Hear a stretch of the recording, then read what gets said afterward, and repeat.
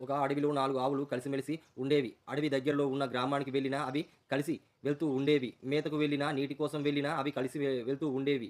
ఎన్నో కబుర్లు చెప్పుకుంటూ హాయిగా జీవిస్తూ ఉండేవి.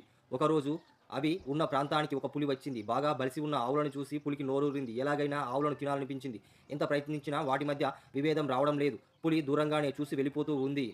ఒకరోజు ఒక ఆవు గడ్డి మేయడానికి కొంచెం దూరం వెళ్ళింది. అప్పుడు వెంటనే పులి ఆవు దగ్గరికి వెళ్ళి మాట కలిపి అన్నీ ఒకదాని వెంట మరొకటి తిరుగుతుంటే ఎలా?